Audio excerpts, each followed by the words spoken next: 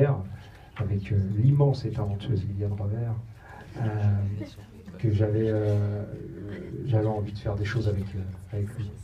Et avoir la chance aussi d'avoir mon nom associé à celui de Liliane Revers. Voilà.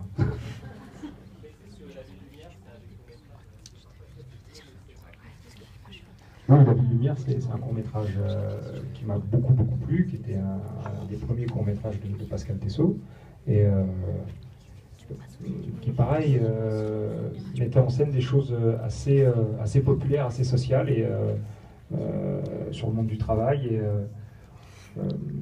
par lesquelles je me sentais concerné, de façon directe ou indirecte, et de la même façon que Brooklyn peint et met en scène un univers qui me concerne aussi, de façon directe ou indirecte, même si le hip-hop, c'est pas du tout quelque chose que je connais, qui fait partie de mon univers.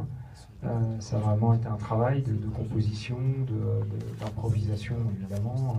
C'est pas du tout quelque chose qui m'est familier. Et pourtant, il y a plein de choses dans lesquelles je me retrouve là-dedans. Et le travail de Pascal, que j'ai trouvé intéressant, en tout cas dans la collaboration, c'est de permettre l'expression dans les échanges avec les jeunes, dans les ateliers, dans les choses comme ça, de l'expression de choses qui nous sont propres en tant qu'individus ou comédiens, et qu'on puisse développer dans le film tout en restant cohérent avec sa structure dramaturgique. Voilà. Une dernière question. Dans le film, j'ai vu que vous faisiez énormément de gros plans sur les personnages. Je voulais savoir, est-ce que ça avait un but cinématographique, est-ce que c'était voulu, ou c'était vraiment sur le coup, vous avez pris la vidéo comme ça? C'était voulu. Moi j'aime beaucoup les acteurs. Donc quand tu es en gros plan, ça triche pas sur un écran comme ça. S'il joue mal ou s'il ne donne pas, ça se voit. L'émotion, tu la vois dans les yeux, etc. Donc moi, il y a des cinéastes comme Cassavetes, Keshish, il y avait Rangen de Rachid Jalali, où on était dans des gros plans comme ça, où on est vraiment il n'y a pas de filtre, on est vraiment avec les gens. Donc voilà, c'était... Mais j'espère qu'il n'y a pas que des gros plans dans le film.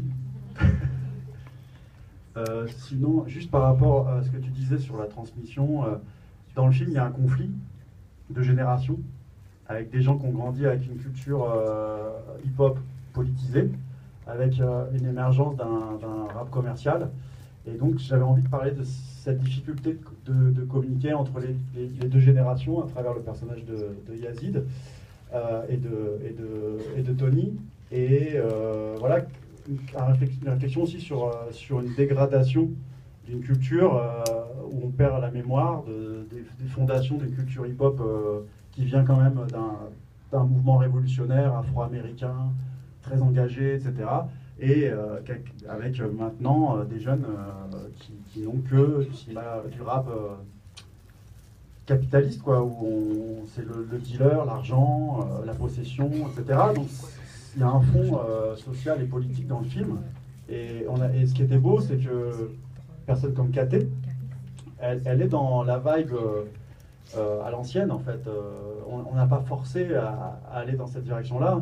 Et du coup, nous, on a plus de 30 ans, à faire un pont comme ça, une passerelle avec des jeunes de 20 ans qui connaissent la Secret Connection, qui connaissent KRS-One, qui connaissent Talib Kweli, Blackstar ou d'autres choses, Gangstar, machin, ça fait plaisir. Et du coup, on n'est pas dans un film nostalgique d'une culture hip-hop qui n'existe plus.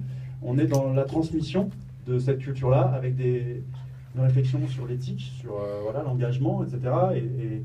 Et donc avec